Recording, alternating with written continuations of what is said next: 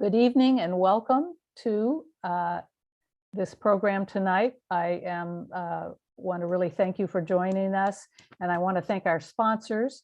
My name's Georgianne Hartzog. I'm a member of the Peace Coalition of Southern Illinois, and we're very appreciative of the Carbondale Public Library and Diana Sussman for managing this Zoom program and helping to keep us organized.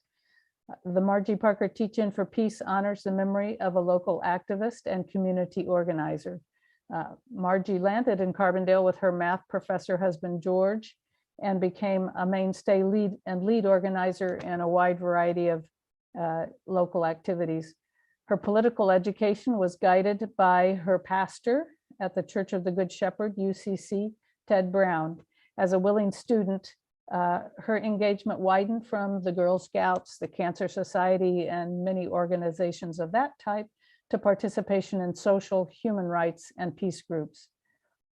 After the Peace Coalition was founded in 1983, she became an active member, and as founding groups sort of fell away over the years, she helped keep it a viable organization.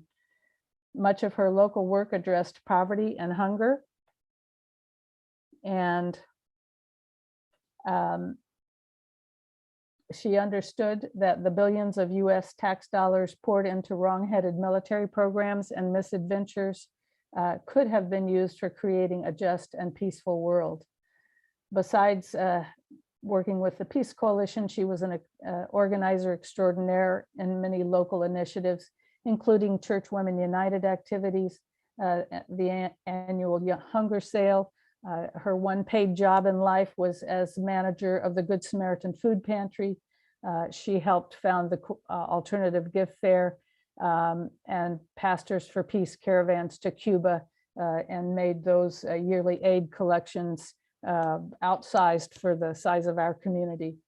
After Margie died in 2011, the Peace Coalition established this teach-in as a way to continue her education, continue the education component she so valued.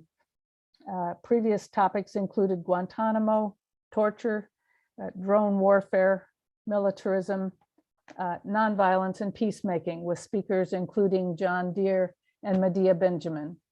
In 1985, on the 40th anniversary of the bombing of Hiroshima and Nagasaki, Margie helped organize and travel to DC to circle the Pentagon with a peace ribbon that represented those things that we would most not want to lose in a nuclear war.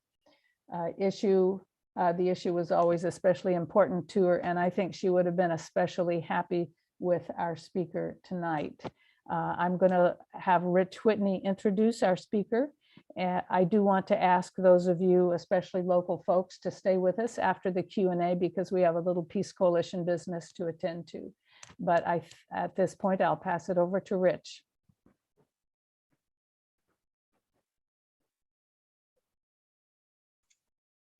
Rich, you need to unmute yourself. Oh, yeah, there we go. There we go. Okay, gotcha. Thank you, Georgianne. Before introducing our speaker, please note that at the conclusion of his talk, we will have a brief Q&A session. We will have a hard stop more or less at 7:30 because of competing obligations. Due to time and logistical constraints, questions will be limited to those of you watching the webinar in the Zoom link. You can use the chat function. However, please keep questions limited to tonight's subject matter. This is not the time to use the chat to proselytize or post a competing speech. The title of tonight's presentation is "Nuclear Insanity is Worse Than You Thought and Always Has Been," and its importance cannot be overstated. Unfortunately, the threat of omnicide by nuclear war hasn't been getting the attention that it deserves. And at a time in which the US government has been abandoning arms control agreements and engaging in utterly reckless brinksmanship with both Russia and China. I can think of no one better qualified to speak on this subject than Peter Kuznick, professor of history and director of the Nuclear Studies Institute at American University, which itself is dedicated to educating the public about crucial aspects of nuclear history.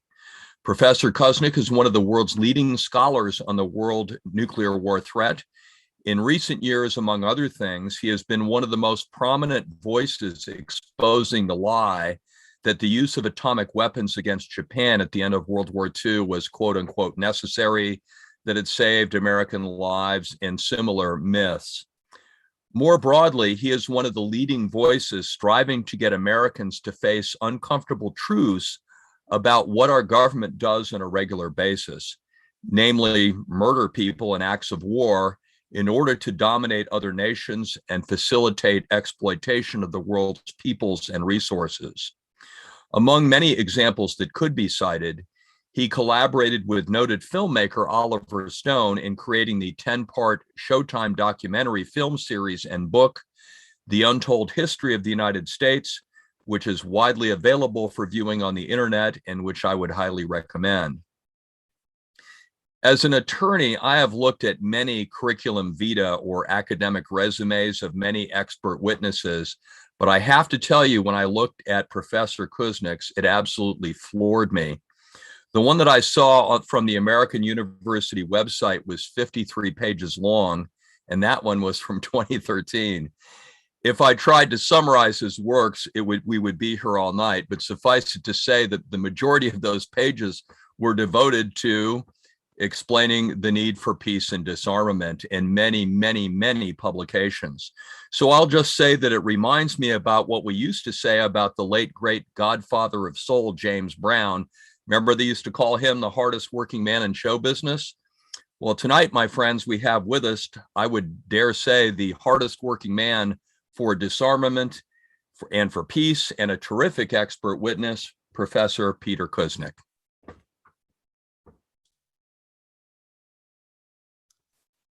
Can you hear me now? I just unmuted myself. Yes, we can. Great, thank you. Thank you for that lovely introduction. It was, I didn't recognize it, but I was glad to hear it. I hope some of it is at least true. Tonight, I'm going to be speaking mostly about a dark topic, and that's really about how dangerous our world has become. A lot of it's going to revolve around nuclear issues, but there's also the threat from climate change, the threat from pandemics, the threat from wars.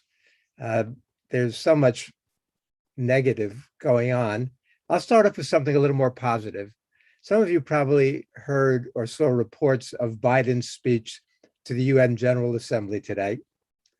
And Biden did a very good job of differentiating himself from Donald Trump. He had a message of global cooperation on COVID and climate change. He didn't even say anything that made the General Assembly, made the delegates laugh at him, like they did at Trump back in 2018, when Trump said that his administration had accomplished more than any other in US history.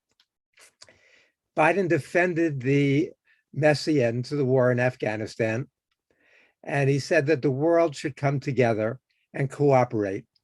He said, of course, America's back and all that, but he said, quote him, he said, "We've ended 20 years of conflict in Afghanistan, and as we close this era of endless war, we are opening an era of endless diplomacy." He got a lot of applause when he said he was the first US president in 20 years with the United States not at war. He said, "We've turned the page.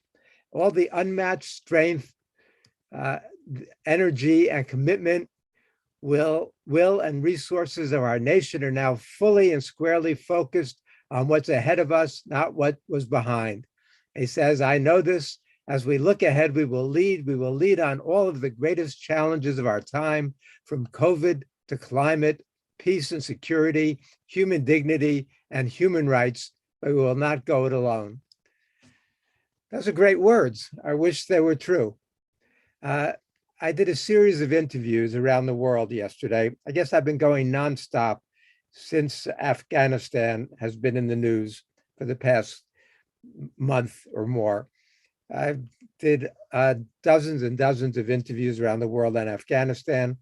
Yesterday, I did 4 TV interviews And also I did an interview with Newsweek. I don't usually get asked by mainstream US media to comment, but Newsweek wanted me to talk about the prospects in the 2022 midterm elections.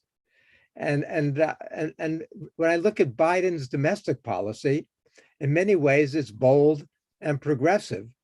It's his foreign policies that I lose sleep over. In fact, the world has grown more, not less dangerous since Biden took office on January 20th. In April, US Strategic Command, the part of the military responsible for nuclear weapons and their use, posted an official tweet which read, quote, "The spectrum of conflict today is neither linear nor predictable. We must account for the possibility of conflict leading to conditions which could very rapidly drive an adversary to consider nuclear use as their least bad option."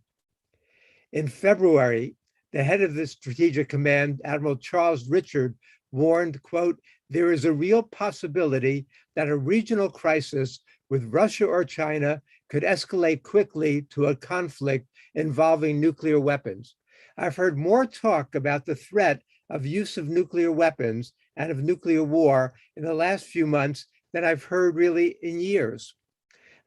Just yesterday, the US Air Force Secretary, a man named Frank Kendall, told reporters, he said, that China is posing a more dangerous threat than we imagine.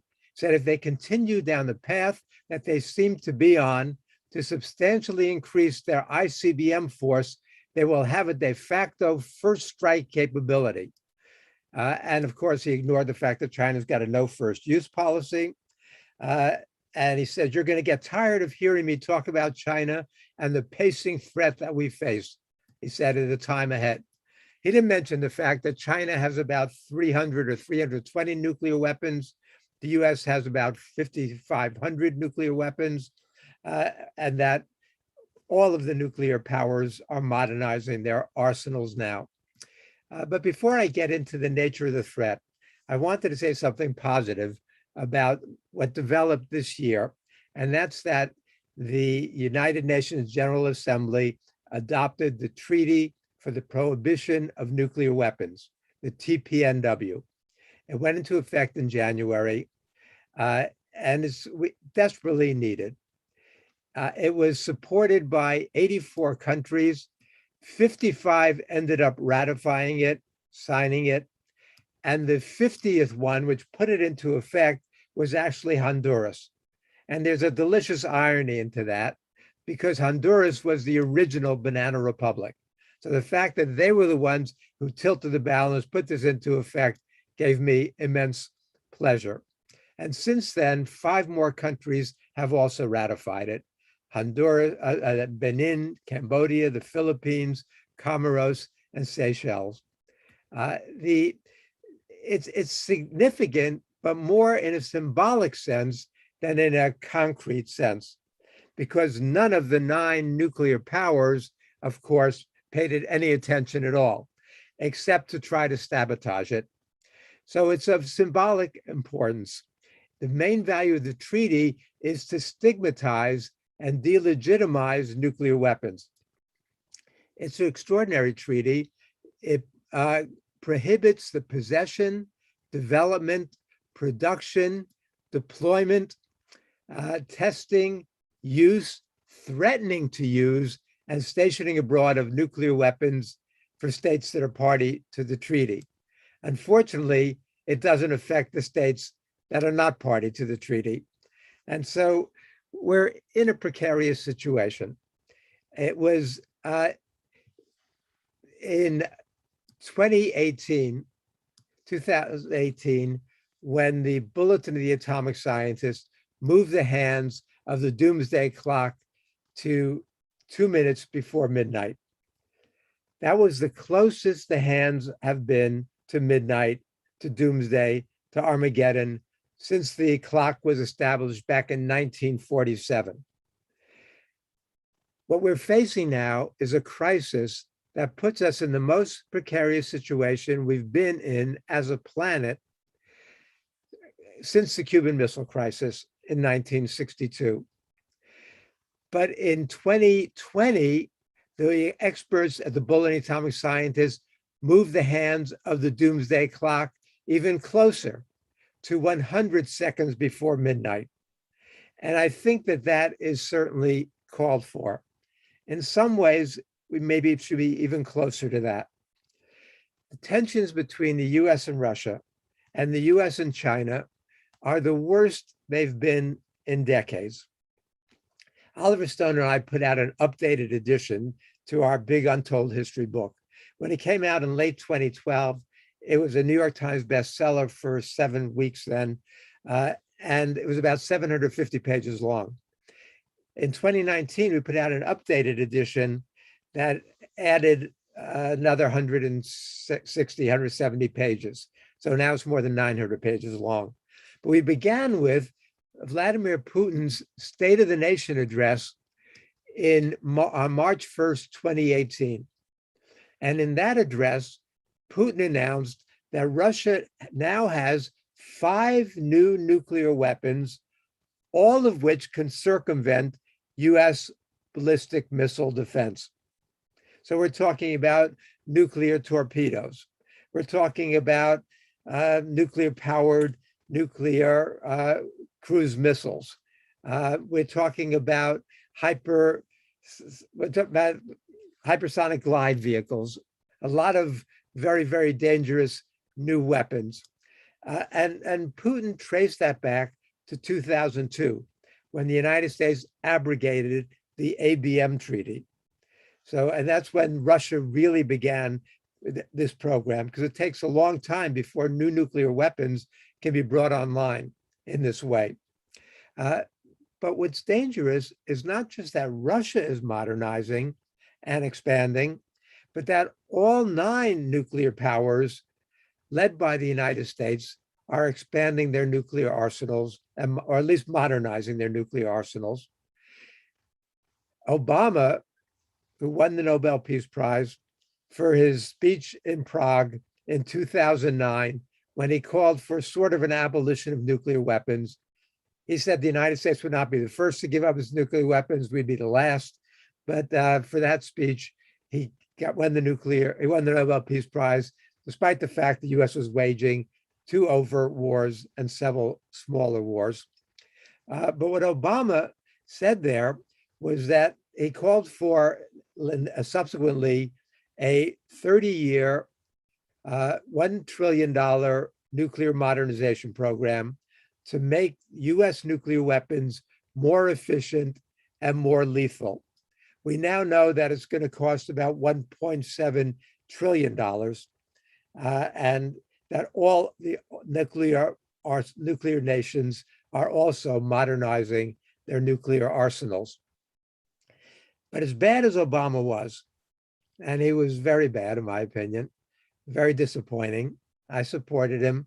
I had hopes for him, and he disappointed those hopes. We get into that in the question and answer period. But Donald Trump was much more erratic, much more reckless, and I think much more dangerous. Trump began by saying, what's the point of having nuclear weapons if you can't use them? To a sane person, that means we should get rid of our nuclear weapons. To Trump, that means let's make them more usable. And Trump's nuclear posture review from 2018 lowered the threshold for the use of nuclear weapons and called for the development of 2 new nuclear weapons, smaller ones that would be more usable than the big, massive ones that we had. But under Trump, we saw Trump abrogate the Intermediate Range Nuclear Forces Treaty, abrogate the Open Skies Treaty, abrogate the JCPOA, the Iran nuclear deal, almost go to war with North Korea in 2017. In fact, Richard Haass, the chairman of the Council on Foreign Relations, said he thought there was a 50-50 chance we were going to go to war with North Korea in late 2017. So the situation there was very precarious.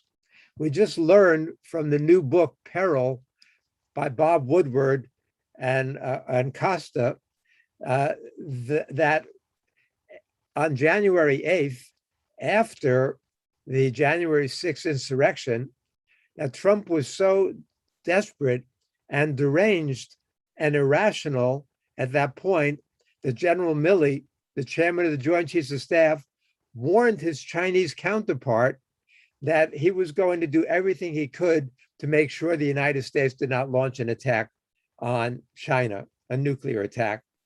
He got together the other members of the Joint Chiefs of Staff and he briefed them about the chain of command and their responsibility to make sure that nothing untoward happened. He was that worried. The only other time when anything like that had happened was when Secretary of Defense Schlesinger when Nixon was on his way out, told the Pentagon to ignore any order that Nixon might have given to use nuclear weapons and to come back to Schlesinger and clear it with him first. And that was a position that Milley found himself in. So when Pelosi said to Milley that Trump is out of his mind, that he's a madman, that he's insane, Milley agreed. He said, I can't take issue with anything you're saying.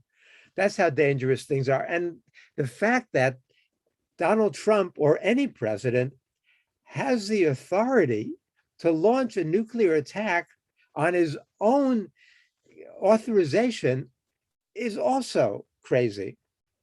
We live in a situation now, and we'll get into this more later, when there are two human beings on the planet, Joseph Biden and Vladimir Putin, who each have veto power over the continuing existence of life on our planet. How could that be a sane situation? So the United States was clearly off kilter during that time, but it's not just the United States. In March, Britain announced plans to increase Britain's nuclear arsenal from 180 to 260 nuclear weapons and to limit the transparency. They issued a review of priorities for the coming decade in a document titled Global Britain in a Competitive Age. And so now Britain is back, and the Royal Navy wants more Trident submarines and missiles. And so we've got this situation where the world is dangerous, getting more dangerous, and we've got Biden wanting to make America great again. His big message is the United States is back. Xi Jinping wanting to make China great again. Vladimir Putin wanting to make Russia great again. Modi wanting to make India great again. Macron wanting to make France great again. Johnson wanting to make Britain great again. The world is run by a bunch of, well, I'm not sure they're all madmen, fortunately, but they certainly have got delusions of grandeur that are very much at odds with what we need on a planetary basis right now. The one first good thing that Biden did was he extended the New START treaty. Trump had refused to do so. That was the last piece of nuclear arms control architecture that remained.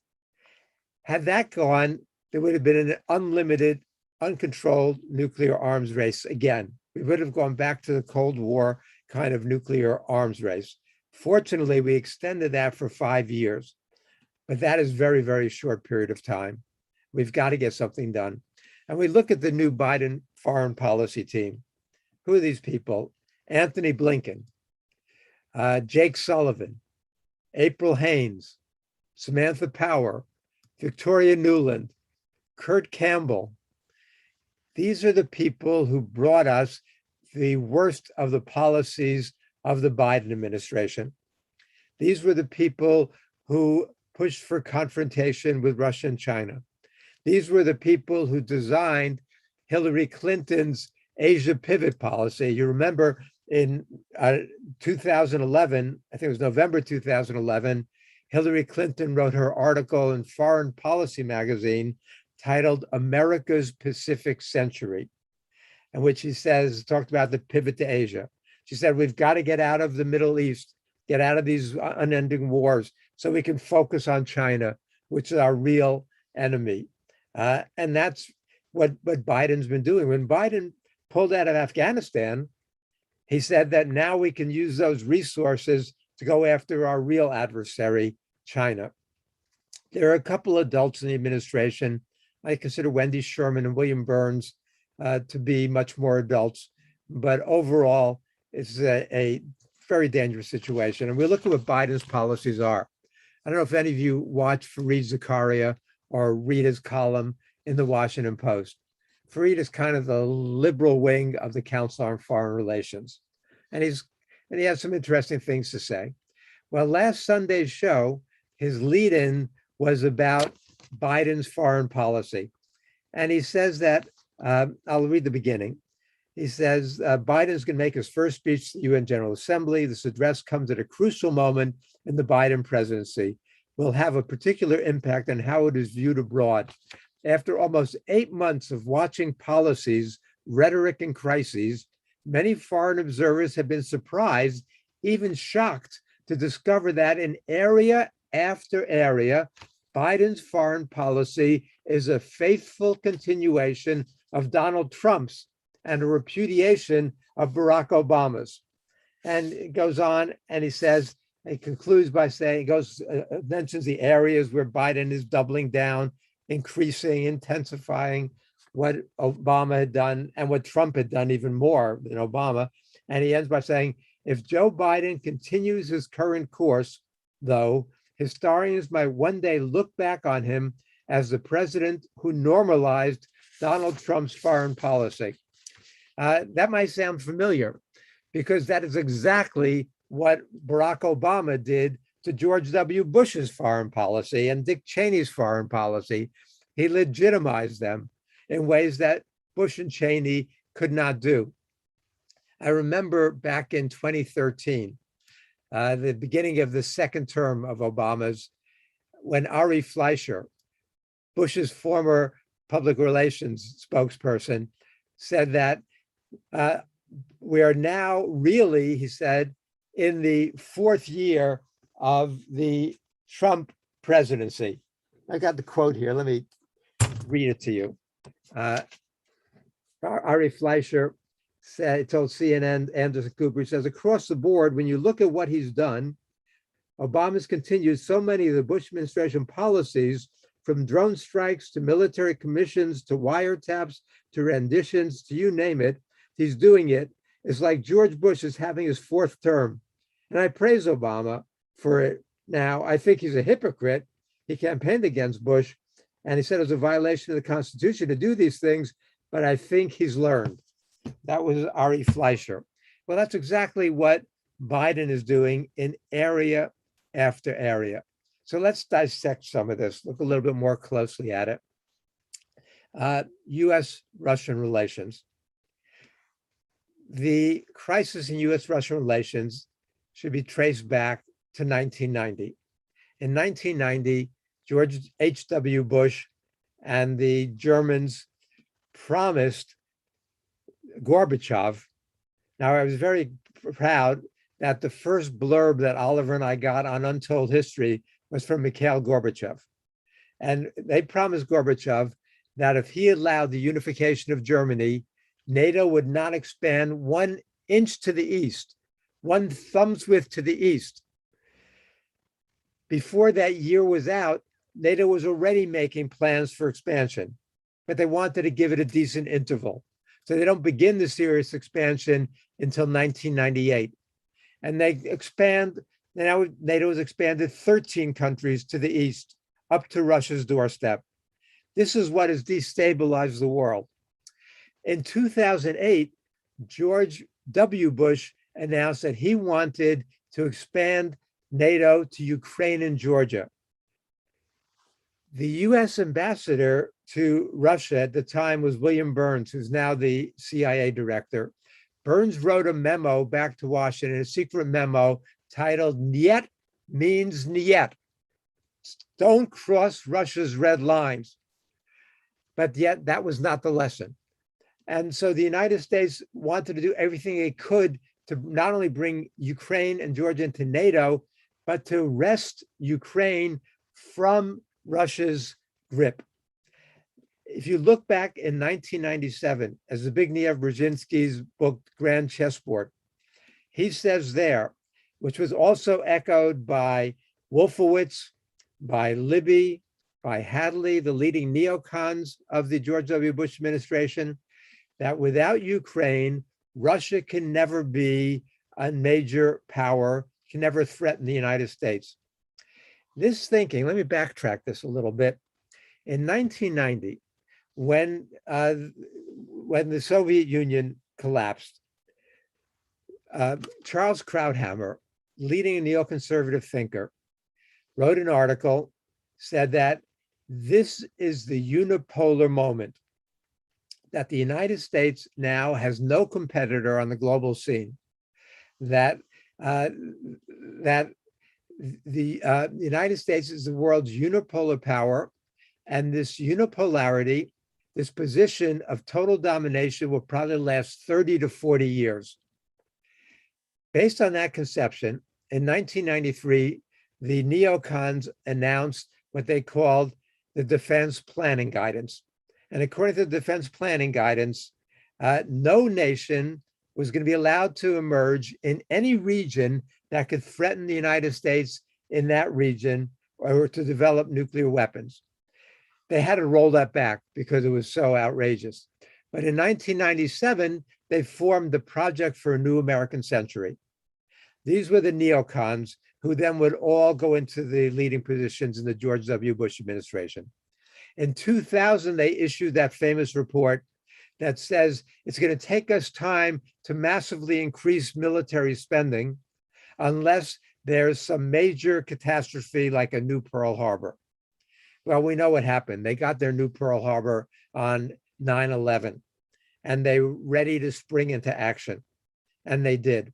And they first invade Afghanistan, which we could get into and spend a lot of time talking about. They had their eyes from the first day on Iraq. That was the real goal. But it was more than that. When the leading neocons came out with lists, Wesley Clark went to the Pentagon and he spoke to some top officials of the Pentagon. And he said that they have a hit list of at least 7 countries that they plan to topple one after another. And it starts with Afghanistan, and then it goes to Iraq, and then it goes to Libya, and then it goes to Syria, and then it goes to Iran, then it goes to Somalia, and then to Sudan. Some of the neocons came up with other countries they wanted to topple. Some want to go after North Korea. Some want to go after Lebanon. Some even wanted to go after Saudi Arabia. But this was the vision. And they started to come out of the woodwork and talk about the idea of American empire.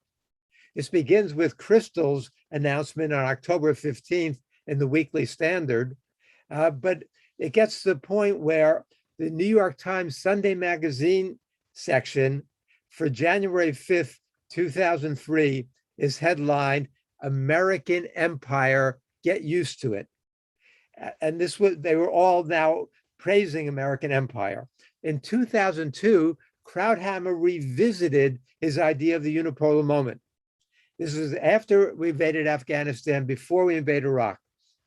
Krauthammer says, I was wrong back in 1990. I underestimated the strength of the American empire.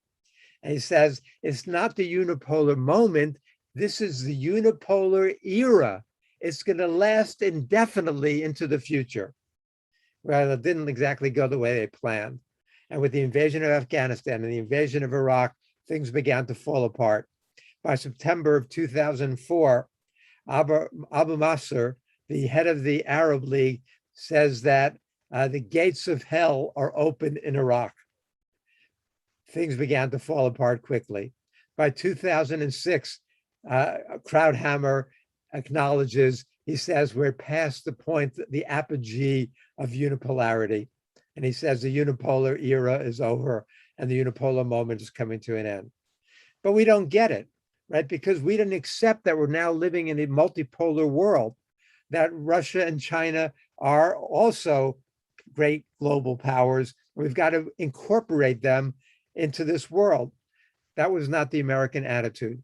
And it's not the attitude under Biden either. So then we have the coup in Ukraine. We can go into that. it's complicated. And then the Russians take Crimea back. Crimea, as you know, had been given to Ukraine by Khrushchev in 1954 as a gift. It had always been part of Russia, and they'd wanted to be part of Russia. And it's also the Russian fleet there. And so they were not going to let that go. But the West is trying to break Ukraine off from Russia, as Brzezinski and others wanted to see it happen. But Biden's attitude on this, Biden calls Putin a killer. Biden has intensified the hostility toward Russia, increased the sanctions, made conditions even worse. But he says that China is our great adversary.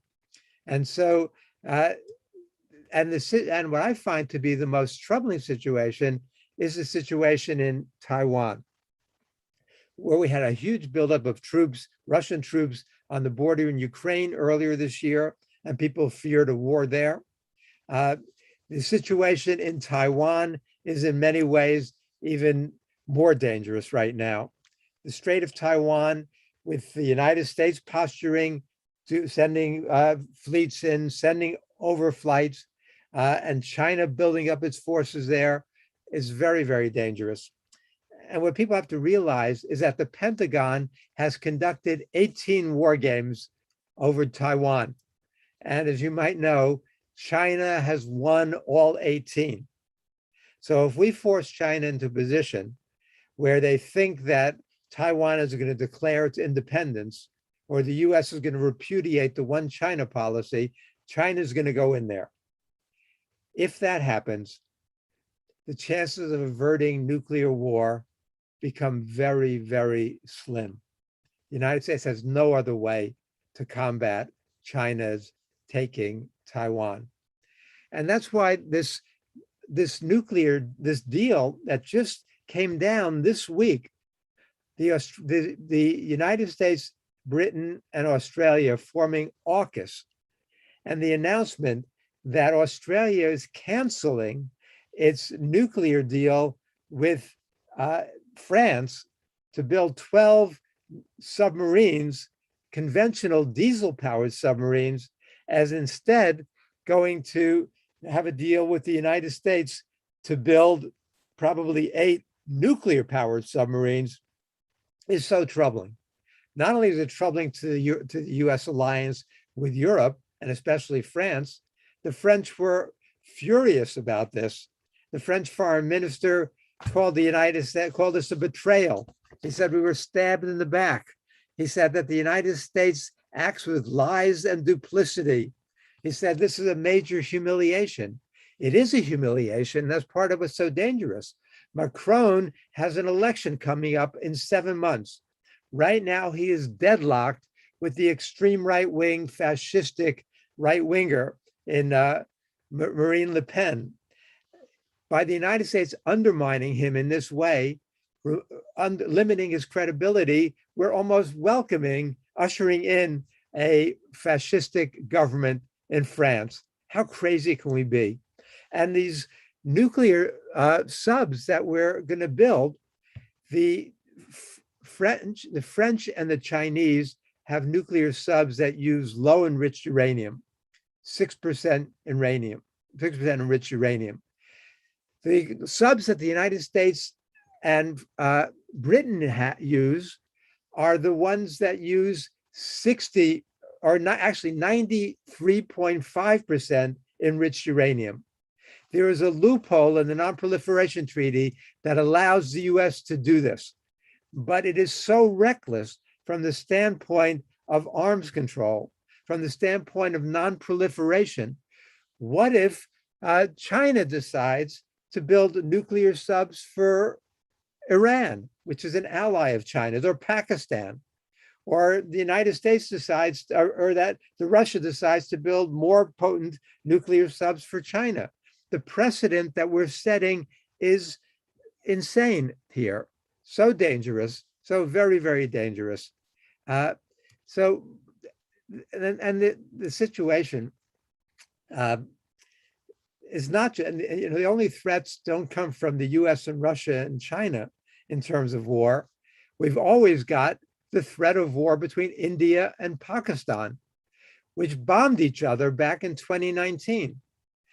The latest studies on nuclear winter, some of you might have heard this, back in the 1980s when Carl Sagan and other scientists were warning about the threat of nuclear winter. Before the right-wingers waged the same kind of campaign to discredit that, like the oil companies do to spread disinformation about a green economy, or like the cigarette manufacturers did to mislead the public about the dangers of cigarette smoking. They did that about nuclear winter also. But the latest studies by American and Russian scientists say that if there's a limited nuclear war between India and Pakistan, in which 100 Hiroshima-sized nuclear weapons were used, that would send 5 million tons of smoke and debris from the burning cities into the stratosphere. That the smoke and debris would circle the stratosphere, circle the planet within 2 weeks, block the sun's rays from hitting the Earth. Temperatures on the Earth's surface would plummet to freezing. Agriculture would be destroyed in much of the world. And that would lead, that limited nuclear war between India and Pakistan could cause up to 2 billion deaths. We don't have 100 nuclear weapons. There are 13,400 left. They're not Hiroshima size. They're most are between 7 and 80 times the size of the Hiroshima bomb. No wonder people around the planet are so concerned about this. We also just recently went through the 76th anniversary of Hiroshima and Nagasaki bombings by the United States. I spent a lot of time trying to debunk the myths surrounding that. The fundamental myth that was propagated by Obama in Hiroshima in May of 2016. I encouraged Obama to go to Hiroshima from the day he got elected. I was actually there. The main public broadcaster in Japan brought me over there to do commentary when Obama was there. And if you remember his speech, it starts with a lie. He says, death fell from the skies 75 years ago in Hiroshima and Nagasaki. Death didn't fall from the skies. The United States dropped 2 atomic bombs. But he goes on and he later says the big myth. He says World War II reached its brutal end in Hiroshima and Nagasaki. That's not what happened. That's the American lie that they've been perpetuating for 76 years now. The idea that the bombings were terrible and a lot of innocent people died, but they were necessary because the only way to end the war against the fanatic Japanese without a US invasion. And the logic goes on that if the US invaded, we would have lost 500,000 American boys, millions of Japanese. So the bomb was not only necessary, it was humane. The reality, of course, is that there was no justification for using atomic bombs, that the Japanese were trying to surrender, that since the Battle of Saipan in July of 1944, they knew they could not win the war. They were looking for a way out. In early February, former Prince Konoe writes a memo to the emperor saying, I regret to inform you, but defeat is inevitable. The Japanese war cabinet issued a statement in May saying that if the Soviet Union enters the war at any point, that would then that's the end of the Japanese empire right there. American intelligence have been saying this over and over again. Soviet entry into the war will spell the death knell. The Japanese will know that it's no longer even useful to continue resisting. The Americans have been trying to get the Soviets to come into the Pacific War from the day after Pearl Harbor was bombed. But the Soviets were busy defeating the Nazis in Europe with a little help from the US and less from Britain. And so it wasn't until the meeting at Yalta when Stalin promises to come into the Pacific War 3 months after the end of the war in Europe. The Americans knew that that would make the difference. They knew the Japanese were desperate to surrender. We'd been intercepting their cables. And the cables said, like one of them says, the only obstacle to peace is the US demand for unconditional surrender. If they will let us keep the emperor, the war could end tomorrow. It's a longer discussion. My students go through 12 hours on this, but let me just explain briefly what was going on. Truman himself refers to the intercepted July 18th telegram as, quote, the telegram from the Jap emperor asking for peace. Truman knew they were trying to surrender. Truman met with Stalin for lunch on July 17th. Afterwards, Truman writes in his diary, says Stalin will be in the Jap war by August 15th. Finny Japs when that occurs. He writes home to his wife Bess the next day and says the Russians are coming in. We'll end the war a year sooner now. Think of all the kids who won't be killed. The United States knew there was no justification for using the bomb, but they wanted to use the bomb. They wanted to send the signal to Moscow of what would happen to Russia if Russia interfered with American plans in Europe or the Pacific. And so, and it was interpreted exactly that way in the Kremlin. Two other things about this. One is that, well, the main other point I want to make is that Truman also knew that he was beginning a process that could end all life on the planet. And he says so on at least 3 separate occasions. When he gets a full briefing on July 25th at Potsdam of how powerful the bomb test was at Alamogordo, he writes in his diary, we have discovered the most terrible weapon in history. This may be the fire destruction prophesied in the Euphrates Valley era after Noah and his fabulous ark. Not a bigger, more powerful weapon, the fire destruction. Truman understood that. He didn't understand much, but he understood that. But the generals understood that. The United States has 8 5-star admirals and generals in 1945. 7 of the 8 are on record saying the atomic bombs were either militarily unnecessary, morally reprehensible, or both. Admiral Leahy, who chaired the meetings of the Joint Chiefs and was Truman's personal chief of staff, Leahy said that this use of this weapon had no material effect against Japan. It put us on the moral level of the barbarians in the Dark Ages. General Eisenhower was opposed to it. He said, Stimson told me at Potsdam, got depressed, I didn't say anything. He asked my opinion. I told him I was against it on 2 counts. First, the Japanese were defeated and trying to surrender. Second, I hate to see our country be the first to use such a weapon. MacArthur, who wanted to use nuclear weapons in Korea, MacArthur was deeply opposed to it. He said that if we had told the Japanese they could keep the emperor, they would have surrendered in May, happily. We could have ended the war months earlier. 7 of the 8 5-star admirals and generals. And if you go to the US Navy Museum here in Washington, D.C., they have a plaque now about the end of the war saying there was almost no discussion in the Japanese cabinet about the atomic bombs. What they talked about was the Soviet invasion, and that's what caused the end.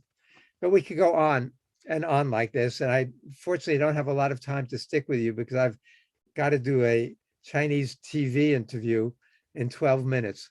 But the situation I'm trying to develop is that we were insane. The insanity escalated.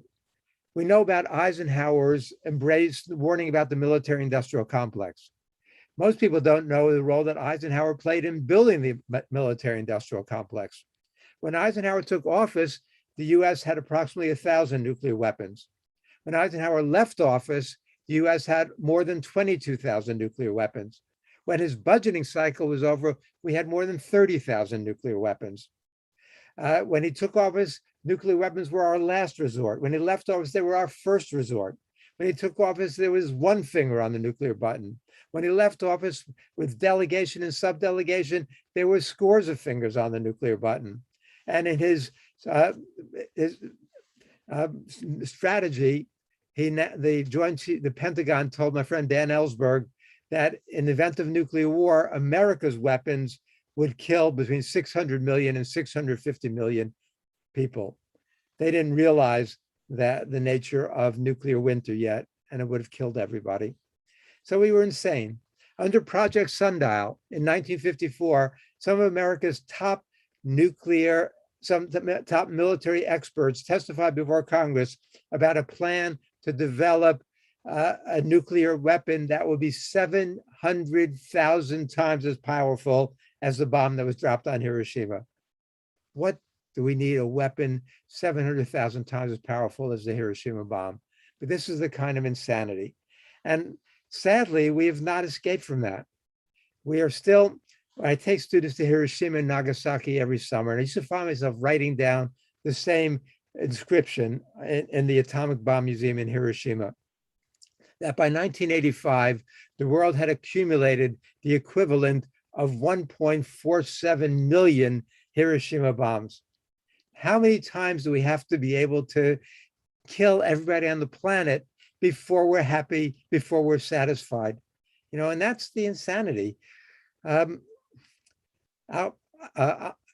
Sigmund Freud, back in 1929, wrote a beautiful but a terrifying book called Civilization and Its Discontents. And he said there that humans have a death instinct. He didn't call it Thanatos, others named it Thanatos after. And if you look at our history, we've got a life instinct. You know, we want to embrace life.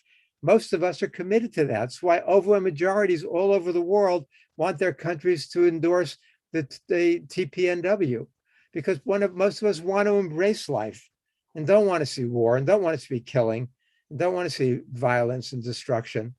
But there's a group of people who are out there planning precisely that kind of insanity. And in 1947, Lewis Mumford wrote an op-ed called Gentlemen, You Are Mad. And he said that they look like normal people. They wear suits and ties or uniforms. They go to the office and they plan for human annihilation. They got families. They go to church. They go to PTA meetings. But there's an insanity. And we're still facing that deep insanity, which is why I applaud what you folks do as peace activists and as trying to spread the word everywhere. And I try to do my part as much as I can, but all our efforts have got to be multiplied because the world is even more dangerous than most of us realize. Anyway, thanks for listening. And I'm happy to answer whatever questions you might have.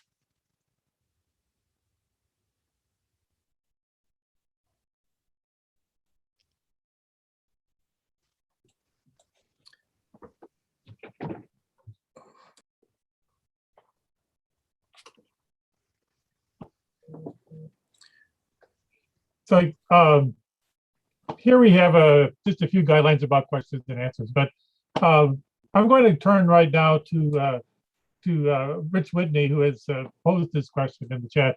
And since he's one of the panelists, I'll let him just ask it directly. Sure. My question, Peter, is this. You alluded to this. We hear in the corporate news media in this country all the time the assumption that Russia and China are our adversaries. In other words, we're just supposed to accept this as a premise and an unquestioned truth. And I just wanted to see if in your opinion, is there any rational basis for this, or is this simply a reflection of the fact that these are two independent, powerful countries that basically threaten complete U.S. domination and ability to, exploit its commercial interests? The latter, for certain. That doesn't mean that I like everything that Russia and China do. I do more than 100 TV interviews in Russia every year, and I go there and I speak at conferences. And Vladimir Putin has read Untold History and watched the documentaries, and I tell them the Navalny stuff is ridiculous. Their fear of dissent is counterproductive. I criticize my Chinese friends all the time. I say we need more democracy in both countries, and that they shouldn't be afraid of dissent. They should welcome dissent. That's the lifeblood of a smart and decent and humane society. That said, this kind of Cold War mentality toward Russia and China makes no sense, and it is so dangerous. There is no justification whatsoever in either country for this kind of adversarial approach. What I like is the approach that one of my heroes, Henry Wallace, took. He was Roosevelt's vice president from 41 to 45. Then he stayed on in the cabinet for another year and fought against Truman's Cold War and nuclear arms race. He should have been president in 1945 when Roosevelt died instead of Truman. In fact, when the American public was polled, Gallup did a poll in 44, and they asked who they wanted back as vice president. 65% so they wanted Henry Wallace back. 2% wanted Harry Truman. But Truman got it, and that's a longer story.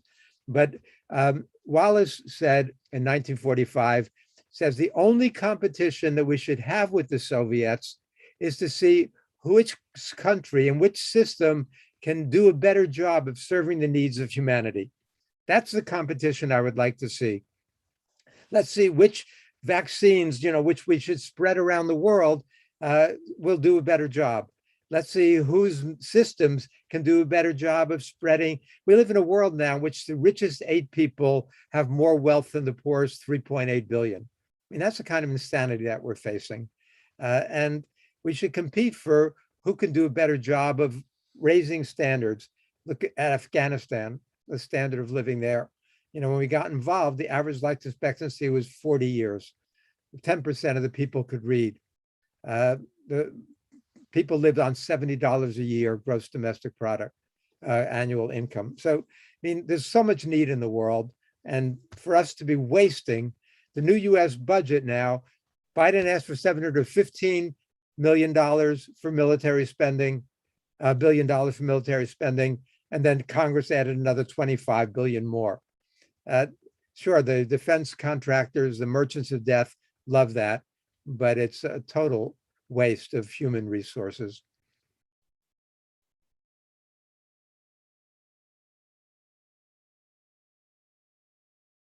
Yes, we had one more question, which may be in some ways you've answered in a way, because they asked how would nuclear weapons protect us from COVID and the climate catastrophe, and I think you just told us that we need to work on those things instead of nuclear weapons. But well, there is some logic to that, Randy. If nuclear weapons are used, we won't have to worry about COVID anymore. I mean, I don't want the black humor, but that's the reality. It's a waste. The amount of money that we're wasting on this modernization that every country is wasting, just makes no sense at all. That's why I mentioned Freud's theory about the death instinct. We need to be investing in human beings. We need to, that 3.5 trillion that the progressive Democrats want for human infrastructure, it's as Bernie says, we should at least have 6 trillion, and we really need 14 trillion, but at least that's a direction that we should be going. I was at a party Saturday night, outdoor masked party, and I was talking to the policy director for the Progressive Caucus in Congress. And I mean, they are, some of them, a lot of them have their heads in the right direction, the right place. But there are also a lot of Democrats who support this new Cold War with China, who support this new Cold War with Russia, who are Russophobic and, again, want to demonize Putin and increase military spending. And our foreign policy over the years has been dangerously bipartisan. And that has got to change. And so we've got our work cut out for us to do a lot of organizing and a lot of educating. And anyway, thanks for giving me this opportunity. I've got 1 minute before I'm supposed to sign into this Chinese TV show. Well, thank you very much. And we'll say goodbye at this point to you. And I'll turn it over to Georgianne. But thank you very much. We very much appreciate your participation. Thank you for this opportunity. I think Peter surely delivered to us what he promised in terms of information, and certainly gives us all pause and a lot to think of. And we wish more people in this country listen to him. So the Piece of Peace Coalition business that I wanted to address with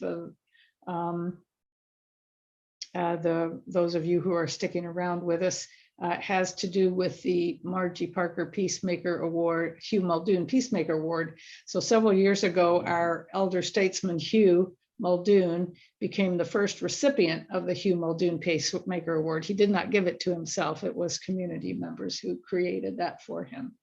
In typical Hugh fashion, he modified the award to be the Margie Parker Hugh Muldoon Peacemaker Award.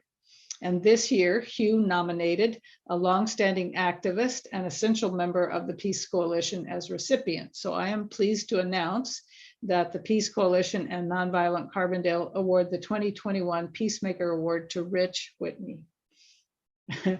Carbondale is fortunate to have a law school attached to SIU, and because that's what drew Rich to our area. He soon made himself known for his articulate support for peace, justice, and environmental issues. He was a founding member of the Illinois Green Party, and as their candidate for governor in 2006, he took more than 10% of the vote. I think Illinois might be in a very different place if he'd actually won. He brought attention to the issues that we all care about so much as a candidate in several House representative races as well. Like Margie and Hugh, Rich's involvement with peace, justice, civil rights, and the environment is demonstrated by his membership and leadership in a wide number of organizations, including the Green Party Action Committee, as an organizer with the Chicago Coalition Against War and Racism, on the steering committee of the Southern Illinoisans Against Fracturing Our Environment, as a member and supporter of United National Anti-War Coalition, World Beyond War, the Illinois Single Payer Coalition, Greenpeace, the Industrial Workers of the World, the National Association of Railroad Passengers, the ACLU, and I could go on, but you get the idea. There seems to be no end to the energy and thought he's willing to put into this work, and has for us.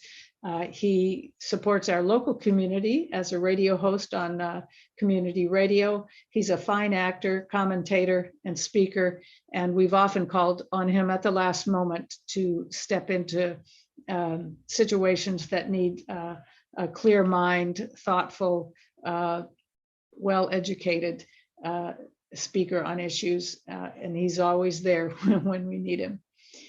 His involvement in the state and national peace movement has been a source for recruiting teach-in speakers, and you saw how well that worked out tonight. He was the one who invited speakers on the nuclear weapons issue, and I don't think there could have been anybody else who could also tie it together with all of the kinds of things that are going on in the world. Unfortunately, since this is a virtual program tonight, this is a virtual Peacemaker Award for you, Rich, but you very richly deserve it. So we're glad you stayed on after law school. And I think I also just want to take a moment to thank all of the sponsors of this event tonight, and encourage people to share information about this, and it will be archived on the YouTube library's YouTube archives, and so let people know about it so they can come back and look at it if they weren't able to join us tonight. And I suppose we ought to have Rich say a word or two. Well, thank you very kindly, Georgianne. This was a surprise. You kept this secret very well, if that was what your charge was. So for once, now that you've mentioned that I'm a good extemporaneous speaker, of course, naturally I'm flummoxed now, and am somewhat at a loss for words, but I'll just say thank you. And I hope the real takeaway here, much as I greatly appreciate this, is that this work must continue. In listening to Peter this evening, one of the things that I was reminded of was how in the early 1980s, when the Cold War was at a really bad point under the Reagan administration, hundreds of thousands, millions of Americans came together to demand what was then called a nuclear freeze. Let's stop the arms race and then let's see if we can dial it back from there. And it had an impact. It did have an impact. And it was in the ensuing years that we began to see at least some real progress toward nuclear disarmament and moving at least in a somewhat saner direction. It took years, it took concerted effort, but there was at least some motion that way.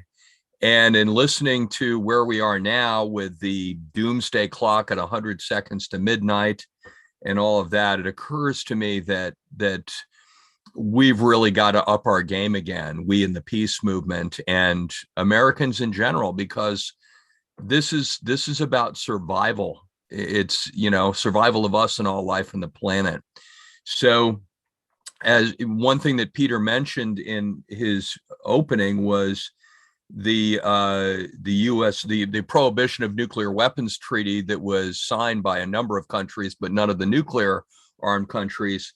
Perhaps one type of central demand that might rekindle a movement of that scope might be a demand for prohibition, a new prohibitionist movement demanding that the U.S. sign the treaty for the prohibition of nuclear weapons and make good at it, demanding that other countries join it as well. So parting thought there along those lines, but I do thank you for the surprising award, and I hope to continue